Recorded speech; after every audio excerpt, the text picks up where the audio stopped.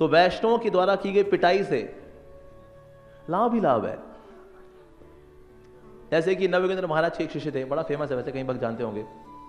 तो बोला, महाराज गुरुदेव, मंदिर में ना एक माता जी आती हैं, मुझे ना बहुत अच्छी लगती है, तो मुझको ना उनसे शादी करनी है। महाराज ने कहा, एक तो बोलता है माता जी, ऊपर से बोलता है शादी करनी है। तो महाराज ने कहा, शादी करेगा? तो महाराज ने उसकी पिटाई करनी शुरू कर दी, और खूब पिटाई। शादी करेगा तो माता जी से शादी करेगा? माता जी बोलता है, माता जी शादी कर, नहीं करूंगा गुरुदेव, नहीं करूंगा। तो उसको उरुद्ध रेतशा ब्रह्मचारी बना दिया महाराज ने पिटाई करके।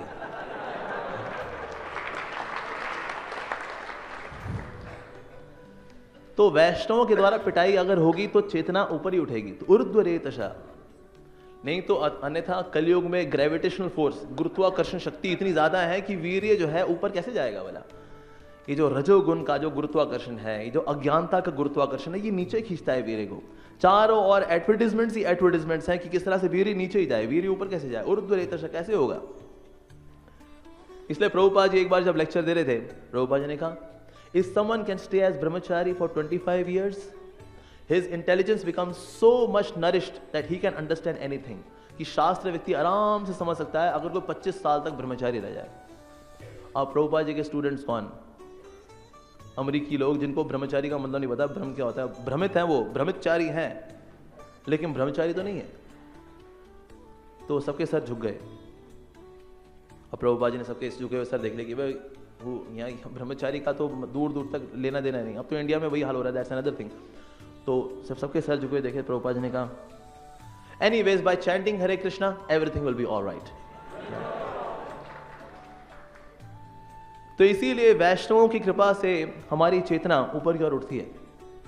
तो अब वैष्णवों से जो हारना है वो कई धरातल पे होता है। एक तो होता है फिजिकल हारना, जैसे यहां पर तीर चले और पूरा छिन्न भिन्न कर दिया शरीर, खंड खंड कर दिया, और उसके बाद ये जो जीव थे ये ऊपर के लोकों में चले गए।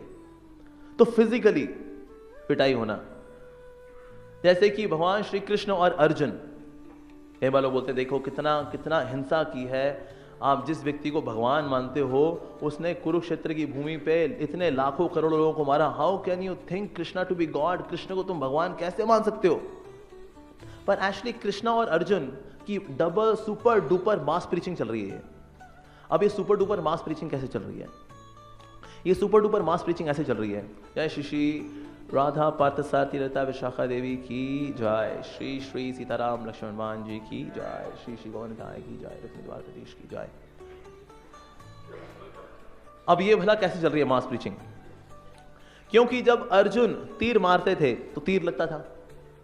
जब अर्जुन के तीर लगता था शत्रु के हृदय में, तो उस तीर से क्या होता था? अनर्थ निवृत्ति हो जाती थी। अनर्थ निवृत्ति मतलब जिसमें हमको कितना संघर्ष करना पड़ रहा है, सोचो, एक तीर खा के अनर्थ निवृत्ति।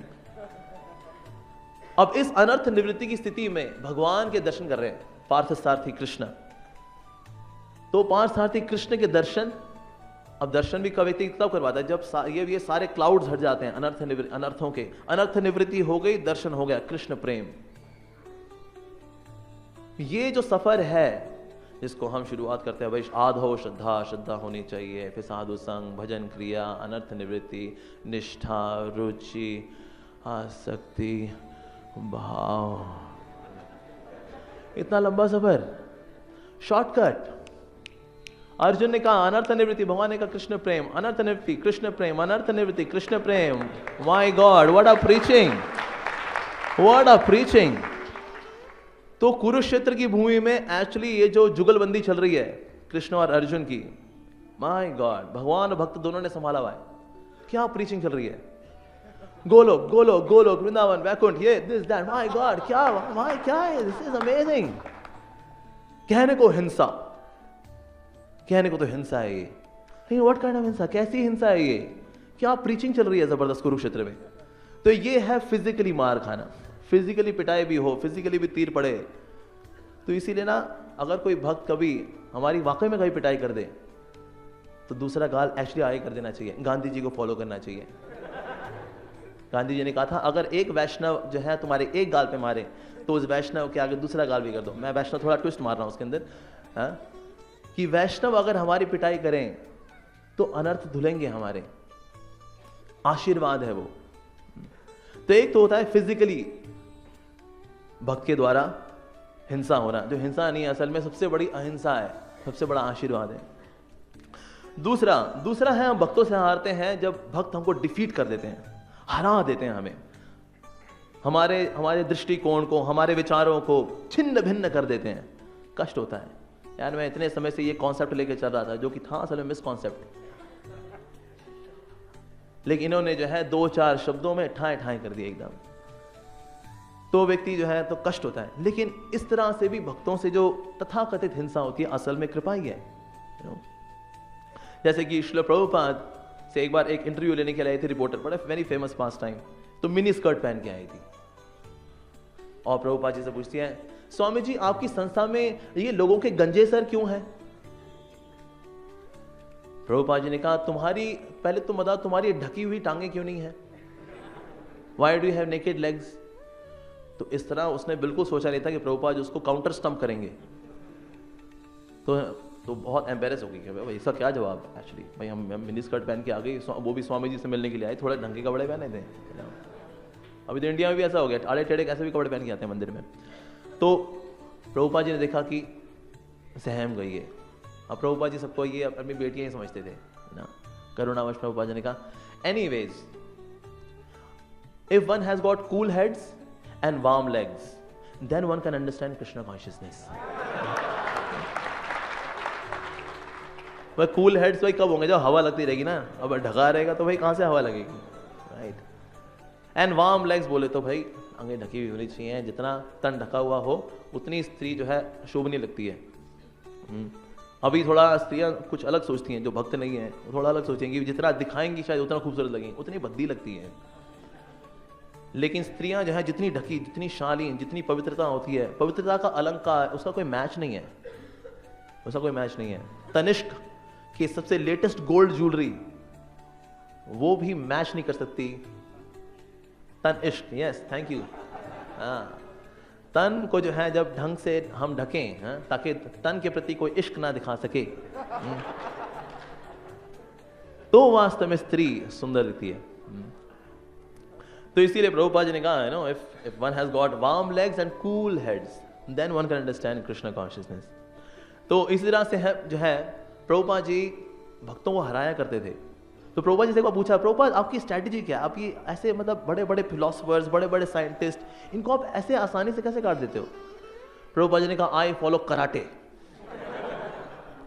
You know what karate? Karate के अंदर क्या होता है? कराटे के अंदर ना व्यक्ति देखता है कि इस व्यक्ति की कमजोरी क्या है, ठीक है, इसको जो है कहीं पे मारो ज्यादा फर्क नहीं पड़ता, लेकिन अगर यहां मारो तो लगती है इसको, तो क्या बार बार यहीं पे मारेगा, यहीं पे लात मारेगा, यहीं तो एक ही कमजोर जगह पे। तो प्रभुपाद जी ने कहा, मैं क्या करता हूं, बातचीत में पता लगा लेता हूं इसका कमजोर एरिया क्या है, उसके बाद बार बार उस पर हिट करता हूं। प्रभुपाद जी इसलिए वार्तालाप बोला करते थे बार बार, नहीं पहले तुम वो बताओ कि ऐसा क्यों नहीं है। क्या स्वामी जी वो बात छोड़िए ना, अगली नहीं पहले बताओ। Sorry, yeah, like thou shall not kill, thank you, like thou shall not kill was a weak point of Christianity। पहले ये बताओ thou shall not kill, तुम मांस क्यों खाते हो? नहीं स्वामी जी वो बात ठीक है, बट कृष्णा नो वो कृष्णा वगैरह छोड़ा, अभी तो मैंने thou shall not kill, तुम मांस क्यों खाते हो? तो प्रभुपाद जी इस तरह से क्या करते थे। लाइक वंस, जैसे हमारे वृंदावन का टेम्पल बन रहा था, वृंदावन इस्कॉन वृंदावन, तो वहां पर एक भक्त को ये सेवा दी थी कि भाई कंस्ट्रक्शन की जिम्मेदारी थी। अब ये जो कॉन्ट्रैक्टर था उसने बेवकूफ बनाया, क्या किया, कुछ बचे हुए मार्बल पड़े हुए थे, उसी का उसने जो है लीपा पोती करके फर्श बना दिया, यानी कि जैसे जो डिजाइन एक्चुअली बनना चाहिए था वो वाला। तो प्रभुपाद जी आए, प्रभुपाद जी तो इंटेलिजेंट है, प्रभुपाद जी ने कहा ये क्या पैटर्न है, ये फर्श का पैटर्न, ये कोई पैटर्न है? तो शिष्य बोला, प्रभुपाद जी यही वाला पैटर्न है, यही पैटर्न तो डिसाइड हुआ था। प्रभुपाद जी ने कहा तुमको कॉन्ट्रैक्टर ने बेवकूफ बनाया है, ये सही पैटर्न नहीं है। इसने फिर डिफेंड किया, नहीं प्रभुपाद जी यही पैटर्न है, मैं यहाँ पर मैं खुद देखता हूँ कि यहाँ सब कुछ ठीक ठाक काम चल रहा है। प्रभुपाद जी ने कहा ये सही पैटर्न नहीं है। अगेन ये बोला, प्रभुपाद नहीं यही सही पैटर्न है। प्रभुपाद जी ने कहा हाँ ये पैटर्न है, ये क्लाउन्स पैटर्न है और तुम वो क्लाउन हो, ये जोकरों का पैटर्न है, तुम वो जोकर हो, तुमको बेवकूफ बनाया। तो इस तरह से प्रभुपाद जी ने काटा है एक्चुअली उसको। तो इस तरह से जो है श्रील प्रभुपाद शिष्यों को काटा करते थे। इस तरह से इनफैक्ट श्रील प्रभुपाद ने एक बार तो किस तरह से आत्म तत्व प्रभु कैसे आकर्षित हुए। आत्म तत्व प्रभु काफी टाइम हो गया था रहते हुए, लेकिन ना लोकनाथ महाराज अक्सर कहते थे आत्म तत्व तुम दीक्षा क्यों नहीं लेते, जो उनका पहले नाम था, तुम दीक्षा क्यों नहीं लेते। तो आत्म तत्व प्रभु ने कहा अभी मैं कन्विंस नहीं हूं कि मैं ये प्रभुपाद स्वामी जी से अभी मैं दीक्षा लूं ना लूं। तो एक बार श्रील प्रभुपाद की गुरु पूजा चल रही थी, तो प्रभुपाद जी गुरु पूजा चल रही, तो एवरीवन वाज सिंगिंग श्री गुरु चरण पद्मा केवल भक्ति सन। और क्या प्रभुपाद जी भी गा रहे हैं श्री गुरु चरण पद्मा। तो आत्म तत्व प्रभु ने पूछा कि देखो गुरु पूजा चल रही है, सब गा रही है, मुझे समझ आ रहा है, लेकिन ये स्वामी प्रभुपाद जी ये क्यों गा रहे हैं। तो लोकनाथ महाराज ने कहा कि ये जो है अपने गुरु की पूजा कर रहे हैं, भक्ति सिद्धांत सरस्वती ठाकुर। अच्छा, कहता है अब मेरा अगली बार जब दीक्षा हो ना मेरा नाम लिख देना। जो एक्चुअली अपने गुरु को समर्पित है यही गुरु हो सकता है असल में, इन्हीं से दीक्षा लूंगा मैं। तो प्रभुपाद जी जो है कभी कभी परास्त ऐसे भी करते थे कि प्रभुपाद जी को कुछ बोलने की आवश्यकता नहीं। और ऑफ कोर्स कभी कभी होता क्या है, डिवोटीज जब गुरु के पास जाते हैं, वैष्णव के पास जाते हैं, अपनी अपनी मांगे लेके जाते हैं, तो उनको किस तरह से हैंडल करना है वो जानते हैं वैष्णव। जैसे सत्यनारायण प्रभु थे प्रभुपाद जी के शिष्य, और उनका मेडिकल की थोड़ी हिस्ट्री थी, तो इसलिए उन्होंने सोचा कि आयुर्वेद में भी थोड़ा देख लेते हैं, अपना हाथ आजमा लेते हैं। तो प्रभुपाद जी के पास जाते, प्रभुपाद जी मसाज करते हुए बताते कि प्रभुपाद जी मैं सोच रहा था कि ना मैं आयुर्वेद थोड़ा सीख लूं। प्रभुपाद जी ने कहा क्या, चलो बाद में बात करूंगा मैं। अब इसको लगा कि ये तो आयुर्वेद वेद से जुड़ा ही तो है आयुर्वेद। प्रभुपाद जी बोल देंगे हाँ, लेकिन हाँ नहीं बोला। अगली बार फिर से गया, प्रभुपाद जी वो ना मैं सोचा था आयुर्वेद के लिए चला जाऊं, वो जीबीसी ने मेरे को अप्रूवल दे दिया, जीबीसी के जो हम है ना हमारे ऑफिशियल, उन्होंने बोल दिया कि हाँ तुम आयुर्वेद सीख लो। तो और मैंने कलकत्ता में एक है कविराज, उनसे बात भी कर ली है। प्रभुपाद जी ने कहा ये सब इतना आवश्यक नहीं है। फिर प्रभुपाद जी गए और प्रभुपाद जी सामने ना प्रभुपाद जी कृष्णा बुक पढ़ी हुई थी। प्रभुपाद जी ने कहा this is such a nice book, तुमको ये पढ़ना चाहिए, आयुर्वेद में क्या रखा है। और फिर वेस्टर्न साइंस जो है मेडिकल साइंस वो काफी एडवांस है, इसलिए यही काफी है। तो सत्यनारायण प्रभु समझ गए कि प्रभुपाद जी क्या बोल रहे हैं। तो जितनी भी ये महत्वाकांक्षा लेके गए थे कि मैं आयुर्वेदिक डॉक्टर बनूंगा और मेरा प्रभाव होगा भक्तों की दुनिया में, प्रभुपाद जी ने काट दिया। तो उन्होंने कहा श्रील प्रभुपाद आपका बहुत बहुत धन्यवाद। प्रभुपाद जी ने कहा हरे कृष्णा, मिशन अकम्प्लिश्ड, हरे कृष्णा। तो इसी तरह से भक्त जो होते हैं भगवान से हारते हैं, तो हमको हारना स्वीकार होना चाहिए। ना सिर्फ भक्तों से हारना हमारे लाभप्रद है, इवन भगवान को भी भक्तों से हारने में मजा आता है। He likes to be defeated। जैसे कि एक बार श्रील प्रभुपाद ने एक कथा सुनाई कि एक बहुत ही बूढ़ी सी झुकी हुई सी एक औरत थी वृंदावन में, और उसने कृष्ण को देखा कि हे कृष्ण तुम मेरे पति बन जाओ ना। तो कृष्ण ने कहा अरे अपना चाल ढाल देख, जाके किसी बंदर से शादी कर ले। तो ये बोली देखो बंदर से तो मैं तब विवाह करती अगर मेरे हृदय में भौतिक इच्छाएं होती। मैंने सारी भौतिक इच्छाएं त्याग दी हैं। जो अपनी सारी भौतिक इच्छाएं त्याग देते हैं उनको तो तुम स्वीकार करते हो ना। तो गोपियों ने कहा हाँ हाँ बिल्कुल, जो जिसने भौतिक इच्छाएं त्याग दी हो कृष्ण उनके स्वामी अवश्य बनते हैं। बिल्कुल बिल्कुल, कृष्ण तुम्हारे ही स्वामी है। अरे कृष्ण देखो तुम्हारी पत्नी कितनी खूबसूरत है। तो प्रभुपाद जी लिखते हैं in this way Krishna was defeated by the laughing of the gopis. गोपियों के हंसने में कृष्ण हार गए। इस तरह से महाप्रभु के भी जीवन हम देखते हैं। जब वो निमाई पंडित के रूप में अपनी लीला प्रकट कर रहे थे, कोई भी उनके आगे टिकता नहीं था। वो जो बोलेंगे सामने वाले को कन्विंस कर देंगे कि जो मैंने बोला सही था ना। हाँ निमाई पंडित बिल्कुल सही, बिल्कुल बिल्कुल सही। फिर निमाई पंडित बोलेंगे नहीं, जो मैंने बोला ना वो गलत था। किस तरह से गलत था वो फिर प्रूव करेंगे। एक्चुअली तुम सही थे। अरे हाँ वाकई में, अरे मैं सही था निमाई पंडित, हाँ यार। फिर निमाई पंडित कहेंगे नहीं असल में मैं सही था, क्योंकि और फिर निमाई पंडित। लेकिन जब नवद्वीप में श्रील ईश्वरपुरी आए, तो श्रील ईश्वरपुरी जब आए तो वो एक ग्रंथ लिख रहे थे कृष्ण लीलामृत। उनको ये पता था कि निमाय पंडित है जो व्याकरण में बड़ा दक्ष है। तो जब निमाय पंडित से मिले तो उन्होंने कहा निमाय पंडित मैंने सुना तुम बहुत ही विद्वान हो, बड़े प्रकांड में विद्वान हो, ये मेरा एक ग्रंथ है कृष्ण लीलामृत, इसका संशोधन करो, देखो ग्रामेटिकली सब ठीक है व्याकरण की दृष्टि से। तो निमाय पंडित ने देखा, लेके गए, उन्होंने कहा हालांकि मैं योग्य नहीं हूँ इसके, लेकिन आप सेवा दे रहे तो मैं ठीक है करता हूँ। लेके गए, वापस आए, उन्होंने कहा बाकी सब ठीक है, ये ना एक शब्द है आत्मपदे, ये कुछ ये इसकी जगह नहीं होना चाहिए ये।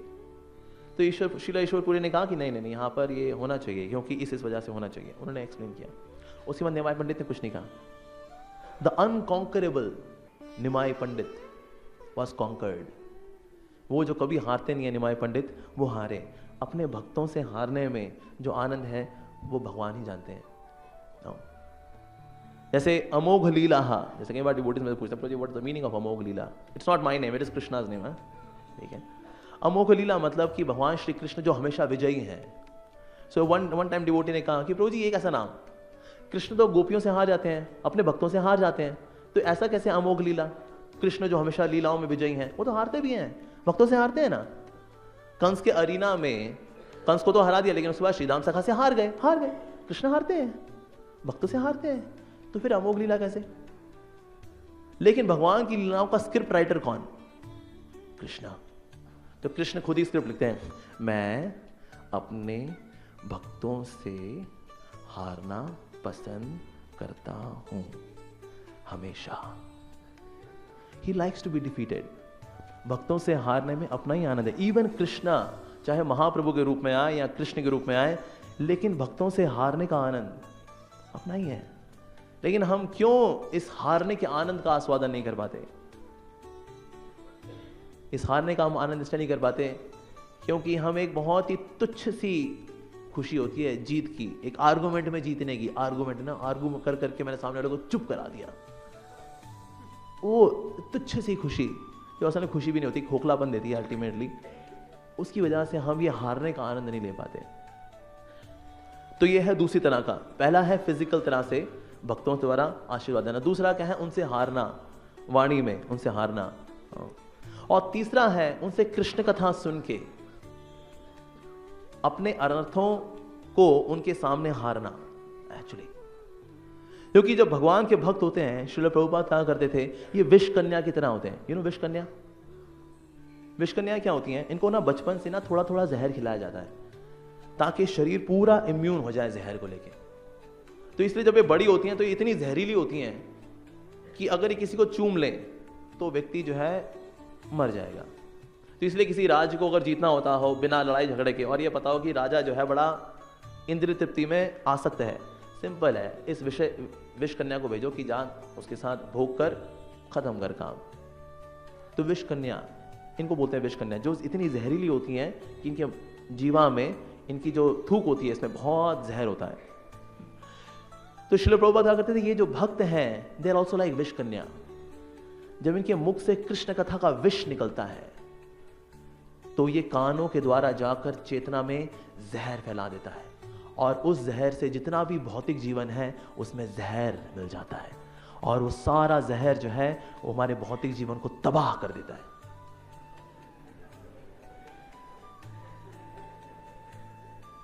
और ये जो विष है ये सबसे सुप्रीम अमृत है असल में, क्योंकि इस विष से जब जहर फैलेगा हमारे सांसारिक जीवन में, हमारी सांसारिक आसक्तियों में, तो हम हारेंगे। एक्चुअली तो हम हारेंगे इन अनर्थों को वैष्णवों के सामने, और इस तरह से हम अनर्थों पर विजय प्राप्त करते हैं इस विष से। तो इस तरह से हमें हारना चाहिए भक्तों के द्वारा। Oh thank you. एक बार एक भक्त ने मुझे बताया था, do you know what is the meaning of Hare Krishna महामंत्र। मैंने कहा नहीं ब्रो जी, मैं तब नया था, on the way to Krishna पढ़ी थी सर उस वक्त। उसने कहा हरे कृष्ण का मतलब है हरे कृष्ण कृष्ण कृष्ण हरे हरे। ओ कृष्ण तेरे आगे हार गए हैं हम, ओ राम जी तेरे आगे हार गए हैं असी तुसी हार गए हैं, असी तुसी पिती लसी ते हार गए। तो भक्तों के आगे हारना, that is ultimate thing actually. तो यहां पर वो इस तरह का आशीर्वाद दे रहे हैं, ध्रुव महाराज मार के सत्यलोक पहुंचा दिया। तो सत्यलोक पहुंचना मतलब वैसी चेतना देना, माय गॉड, ये सिर्फ और सिर्फ भक्त ही दे सकते हैं असल में। वहां पर जहां पर सिर्फ ब्रह्मचारी लोग निवास करते हैं। तो जैसे ब्रह्मचारी की परिभाषा बताई थी, ब्रह्मे चरति इति ब्रह्मचर्य, जो कि अपने शरीर के अंदर जो वीर है उसको रखता है, वीर को संजो कर रखे अपने अंदर, उसको बोलते हैं ब्रह्मचर्य। ब्रह्मचर्य इति ब्रह्मचर्य। तो जो सिर्फ अविवाहित रहना, उससे ब्रह्मचारी नहीं बनते। जैसे कि Salman Khan more than 40 years है, अविवाहित है। जॉन अब्राहम, आप लोग जानते हैं इन लोगों को? आप लोग काफी संत लोग हैं, हो सकता है आप लोग ना जानते हो।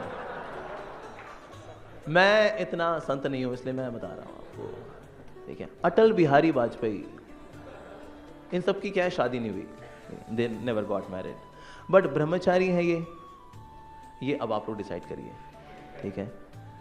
तो ब्रह्मचारी का मतलब है जो कि अपने शरीर में अपने वीर्य को रखता है, जो वीर्य रखे। तो वीर्य जो होता है ये शरीर में वेपर की फॉर्म में रहता है, it's in the form of vapour. तो अगर कोई व्यक्ति जो है इन इच्छाओं को एंटरटेन नहीं करता या फिर हायर टेस्ट की और लगा रहता है हमेशा बार बार, तो होता क्या है, इसी वीर्य से जो है हमारा शरीर को पोषण मिलता है, तेज आता है, बुद्धि बहुत ही शार्प हो जाती है, दीर्घ आयु होती है, ठीक है, और शरीर में बीमारियां ऑलमोस्ट ना के बराबर लगती हैं। तो इसमें बहुत, वीर्य के अंदर बहुत शक्ति होती है। जैसे कि एज पर एलोपैथिक 40 ड्रॉप खून से 1 बूंद वीर्य बनता है। आयुर्वेद के अनुसार 80 बूंद खून से 1 बूंद वीर्य बनता है। Very very powerful. इसलिए वीर्य एफल्जेंट, एक्चुअली वेरी पावरफुल थिंग। तो इसीलिए जो ब्रह्मचर्य, जो अपने शरीर में इस वीर्य को रख पाते हैं, तो उनको कहते हैं ब्रह्मचारी। जैसे कि श्रील प्रभुपाद, एक बार क्या हुआ कि एक भक्त था, एयरपोर्ट में थे प्रभुपाद जी अपने शिष्य के साथ।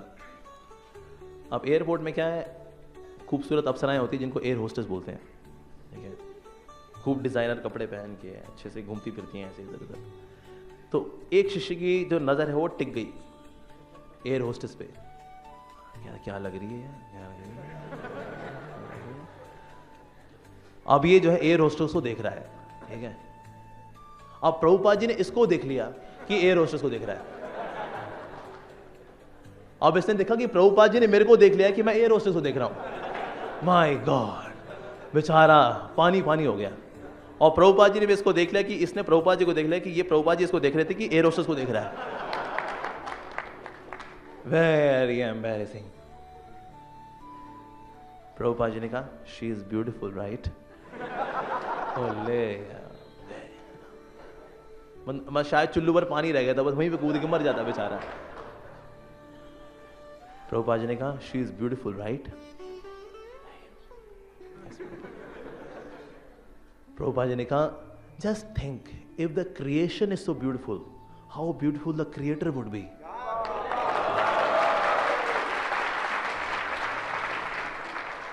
That's Prabhupada. No. So Prabhupada ji, in this way, actually brahmachari, someone can actually stay as brahmachari by being a Vaishnava, by the mercy of the Vaishnava. Srila Prabhupada, जैसे कि महात्मा बुद्ध के बहुत ही करीब के उनके जो शिष्य थे, उनका नाम था आनंद। तो उन्होंने महात्मा बुद्ध से कहा कि महात्मा बुद्ध देखिए, मैं देख रहा हूँ कि ना आप ये आश्रम के अंदर सिर्फ पुरुषों को ही अलाउ कर रहे हैं, आपको स्त्रियों को भी अलाउ करना चाहिए। अगर आप स्त्रियों को अलाउ नहीं करेंगे ना, तो दुनिया की जो आधी जनसंख्या है वो जो है आपकी शरण में नहीं आ पाएगी। तो महात्मा बुद्ध ने कहा कि अगर मैंने स्त्रियों को भी मैंने आश्रम के अंदर रख लिया, तो मेरे शिष्य जो अभी है ना, उसमें से भी आधी चली जाएगी।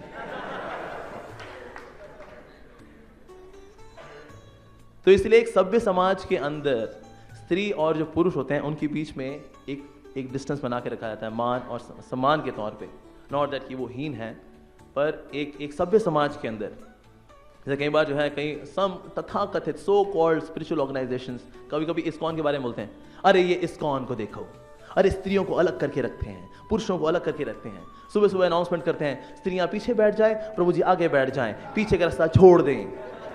अरे ये क्या होता है भाई, अरे अपमान है स्त्री का। आज स्त्रियां पिंजरे के अंदर बंद नहीं हैं, स्त्रियां उड़ रही हैं। आज वो पुरुषों के साथ कंधे से कंधा मिला के चल रही हैं। फिर एक्चुअली बस के अंदर जब कंधे से कंधा मिलता है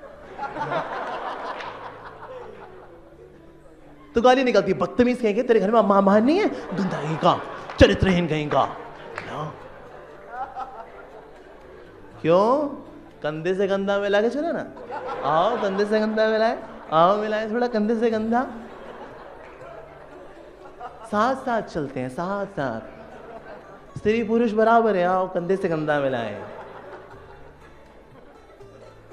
तो सभ्य समाज के अंदर एक्चुअली स्त्री पुरुष के बीच में डिस्टेंस रखा जाता है, क्योंकि हम लोग इस संसार में बद्धजीव हैं। बद्धजीव का मतलब अंदर जानवर है। जानवर को अगर डिसिप्लिन करके नहीं रखा तो वो मौके का फायदा उठाएगा ही उठाएगा, फॉर श्योर। तो इसीलिए सभ्य समाज में डिस्टेंस मेंटेन किया जाता है। जैसे एक बार क्या हुआ, I was sharing this in Srini के प्रपोज मैरिज।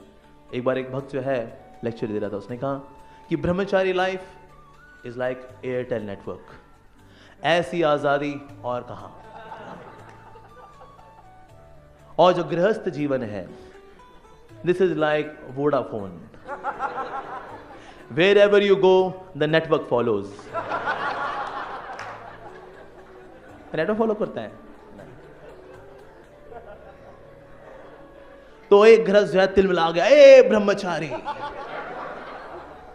बड़ा अपने आप पे घमंड करता है अपने ब्रह्मचारी के ऊपर। अरे श्राप दे दूंगा ना, यहीं पे भस्म हो जाएगा तेरा सारा ब्रह्मचर्य। तो ब्रह्मचारी ने कहा, अरे प्रभु जी आप क्रोधित ऐसे हो रहे हो, मैं तो उन गृहस्थों की बात कर रहा था जो कि कृष्ण के भक्त नहीं है। जो कृष्ण के भक्त है ना, वो है रिलायंस नेटवर्क, कर लो दुनिया मुट्ठी में।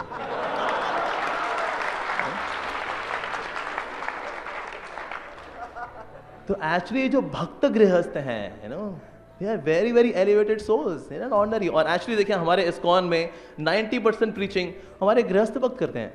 चाहे रथ यात्राएं हो, मंदिर बनाना हो, so many things being done by गृहस्थास, गृहस्थ भक्त कर रहे हैं। जैसे गौर गोविंद महाराज के 7 बच्चे थे, और गौर गोविंद महाराज ने कहा कि I had physical union with my wife only 7 times। Actually in गृहस्थ आश्रम ब्रह्मचारी ऐसा व्यक्ति। प्रभुपाद जी बोला करते हैं, sex life is only for procreation not recreation, कि सिर्फ संतान उत्पत्ति के लिए जो है। इसीलिए प्रभुपाद जी बोले कि इवन गृहस्थों को अगर अलाउड भी होता है कि वो संसर्ग कर सकते हैं, तो संसर्ग करना भी जो है बड़ा ही रिस्ट्रिक्टेड होता है, बड़ा नियमित होता है। तो इस तरह से जो भक्त होते हैं वो गुरुजनों का आशीर्वाद देते हैं, वैष्णव का आशीर्वाद देते हैं कि प्रभु जी आशीर्वाद दीजिए, हम एक जीव को भक्तों के समाज में लाने के लिए आ रहे हैं, तो वो भक्त ही निकले। He should be trainable. Training तो बाद में शुरू होगी, नहीं कम से कम उसकी चेतना तो ऐसी हो कि उसको ट्रेनिंग दी जा सके कि वो आगे जाके भक्त बने। तो इसी तरह से तो गौर गोविंद महाराज, इस तरह के कई एग्जाम्पल्स हैं ऑफ आइडियल गृहस्थ, कि जहां पर सेंस ग्रेटिफिकेशन या इंद्रिय तृप्ति है भी, तो उसके लिए जो है एक नियम है जिसका पालन किया जाता है। और ऐसा करने पर होता क्या है कि जब पति पत्नी इस तरह के नियम का पालन करते हैं तो एक दूसरे के लिए सम्मान भी होता है। जब गृहस्थ जीवन के अंदर अगर दोनों के दोनों रजोगुण के गुलाम हैं, दोनों के दोनों रजोगुण के ही कठपुतली हैं, एक दूसरे के लिए सम्मान भी नहीं रहता। पत्नी भी यही सोचती है कि मैं इसके लिए सिर्फ एक अपने रजोगुण को उड़ेलने के लिए खिलौना हूं और कुछ नहीं, और हस्बैंड को लगता है कि मैं इसके लिए एक ATM कार्ड से ज्यादा कुछ नहीं हूं। तो होता क्या है कि ना रिस्पेक्ट नहीं रह जाती वैसे।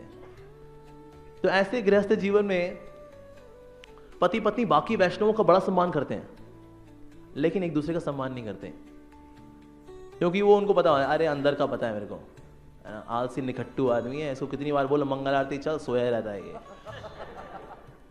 दर्शन आरती से पहले कभी किया नहीं, इसकी वजह से लेट होती हूं मैं हमेशा। So she will also have no respect for the husband. तो इसीलिए ये बहुत जरूरी है कि जितना ज्यादा नियमित रहता है कोई व्यक्ति गृहस्थ जीवन के अंदर, उतना एक दूसरे के लिए भी सम्मान होता है। क्योंकि हम किसी व्यक्ति का सम्मान तब करवाते हैं जब किसी का चरित्र बड़ा ऊंचा होता है। जब किसी का चरित्र ऊंचा होता है तो बहुत स्वाभाविक रूप से उसके लिए सम्मान आता है। तो यहां पर इसलिए ब्रह्मचर्य की बात हो रही है। और प्रभुपाद जी ने कहा कि ब्रह्मचर्य का पालन करके कोई सत्य लोक तक जाए, काफी नहीं है, ये काफी नहीं है एक्चुअली। प्रभुपाद जी ने कहा लेकिन आ ब्रह्मा भुवना लोका, ये तो जैसे रॉकेट होता है ना, दिवाली के दिन जाता है, हो गया सत्य लोक से नीचे आना है। तो इस तरह की अगर कोई सिद्धि मिल भी जाए, which is temporary, Prabhupada ji जो है उसको इतना प्रशंसा नहीं कर रहे उसकी।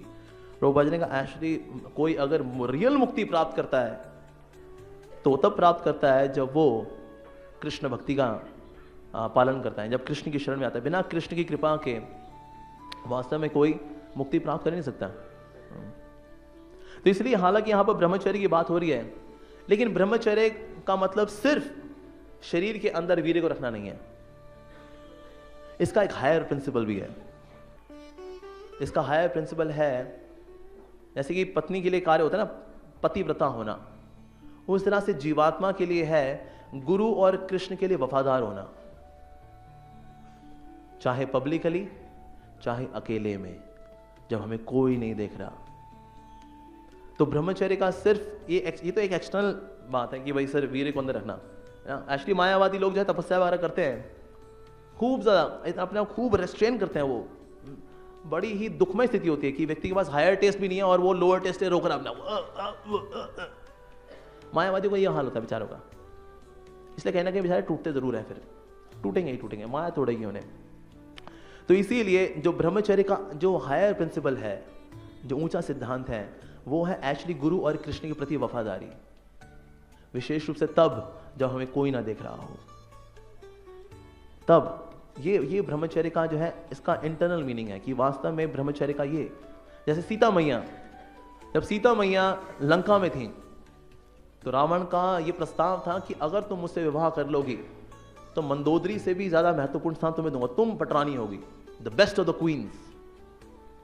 और साथ में जो राक्षसी थे वो भी कन्विंस करना चाहती थी, जिनकी एक ही आंख हुआ करती थी, अरे सीता क्यों अपना बुरा हाल मचा रही हो यहाँ पर, अरे राम एक मनुष्य है बेचारा, क्या आएगा यहाँ पर, अरे कर लो रावण से विवाह, रावण से विवाह। तो इस तरह से क्या है प्रेशर डाला जा रहा सीता मैया के ऊपर। लेकिन सीता मैया वफादारी श्री राम के प्रति, तो उन्होंने इंतजार किया, प्रतीक्षा की, श्री राम आएंगे, श्री राम आएंगे, श्री राम आएंगे, श्री राम आएंगे।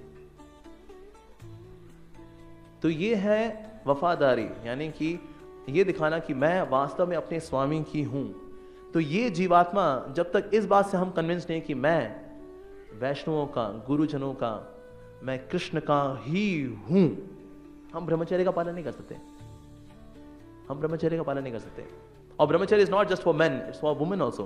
चेस्टिटी, पवित्रता,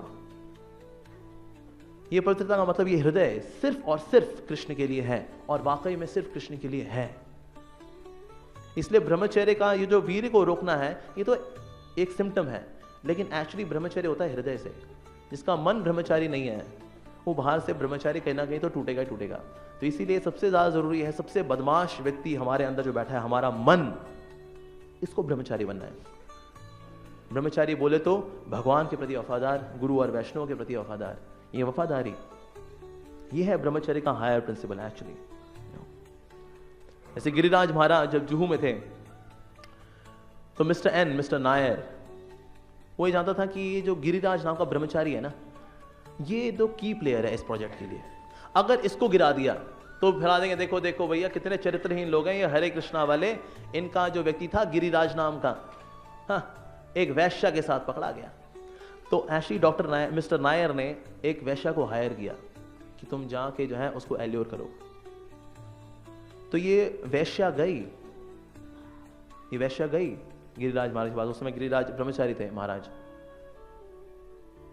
and she wanted to allure, attract करने की कोशिश की, आकर्षित करने की कोशिश की। लेकिन उससे गिरिराज महाराज ने सोचा, मेरे गुरुदेव श्रील प्रभुपाद, जितना स्नेह, जितना आशीर्वाद, जितनी कृपा मेरे गुरुदेव ने मेरे को दी है, मैं उसके साथ न धोखा करूं ये चमड़ी के थैले के लिए। नेवर। वफादारी। तो इस तरह से जो वैश्या थी वो गिरिराज महाराज को गिरा नहीं पाई। क्यों? क्योंकि वफादारी, कि मैं अपने गुरु का हूं, मैं कृष्ण का हूं। तो ऐसा जब व्यक्ति के अंदर कन्विक्शन होता है तो तब उसको, तो वो वाकई में ब्रह्मचारी है। तो उसको ये आर्टिफिशियल प्रयास नहीं करना पड़ता कि मैं ब्रह्मचारी रहूं, मैं ब्रह्मचारी रहूं, मैं ब्रह्मचारी रह पाऊंगा, नहीं रह पाऊंगा। ऐसा अक्सर ये ब्रह्मचारी डिवोटी जाते हैं एस्ट्रोलॉजर के पास, मैं ब्रह्मचारी रहूंगा, नहीं रहूंगा। क्या भैया, तुम्हारा देखो गृहस्थी का योग है, आधे दर्जन बच्चे पैदा होंगे, 5 लड़कियां हैं, 1 लड़का है, 1 लड़का वो भी निकट्टू होगा। अच्छा प्रभु जी, नहीं बच सकते तुम, नहीं बच सकते, कोई नहीं बचा सकता, इस सृष्टि की कोई ताकत तुमको नहीं बचा सकती। ऐसे कोई नाचते गाते हुए आएगी, तुमको हार पहनाएगी, ले जाएगी गोद में बिठा के। अच्छा रियली, फिर ठीक है, जब एक्सीडेंट होना ही तो ठीक है, हम ही गाड़ी भेड़ देते हैं फिर अपनी गाड़ी। बट फैक्चुअली अगर किसी ने वैष्णवों की, गुरुजनों की, कृष्ण की शरण ली है, डेस्टिनी चेंजेस, एक्चुअली डेस्टिनी बदलती है।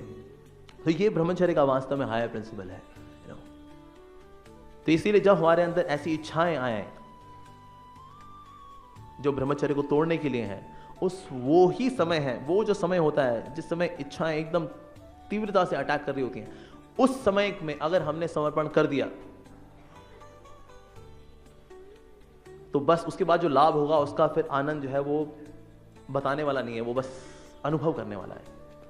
लेकिन जब इस तरह की टेम्पटेशन होती है ना, अगर हम सिर्फ बोले नहीं नहीं नहीं, मैं तो समर्पित होना चाहिए, मेरे को तो समर्पण होना चाहिए, मैं तो ना गुरु और कृष्ण के प्रति समर्पित होना चाहिए, मेरे को तो अरे छोड़ना है, क्या समर्पण रखा है यार, चलो यार। So factually it should not just be a surrender, सिर्फ समर्पण से काम नहीं चलेगा, फोर्सफुल सरेंडर, फोर्सफुल सरेंडर, मतलब कि एक्चुअली तीव्रता से हमें समर्पण करना चाहिए कि मैं कृष्ण, हे कृष्ण मैं आपका हूं, हे गुरुदेव मैं आपसे धोखा नहीं कर सकता, नहीं, कभी नहीं, फोर्सफुल। अगर ऐसा नहीं होगा तो गुरुत्वाकर्षण शक्ति जो अज्ञानता की है, रजोगुण की, हमें खींचेगी खींचेगी। सो सिर्फ सरेंडर से काम नहीं चलेगा, फोर्सफुल सरेंडर, फोर्सफुल, तीव्रता वाला समर्पण, तीव्रेन भक्ति योगेन। अगर तीव्रता नहीं होगी तो ये जो तीव्रता है जो नीचे खींचने वाली, ये हमें तोड़ेगी ही तोड़ेगी। तो इस प्रकार से ध्रुव महाराज जी जिस प्रकार से कृपा प्राप्त हुई यक्षों को, उस तरह से हमें भी प्रयास करना चाहिए कि हमें वैष्णव की कृपा प्राप्त हो, फिजिकली या आर्गुमेंट में या कैसे भी, तब हम अपनी चेतना को उठा पाएंगे वास्तव में।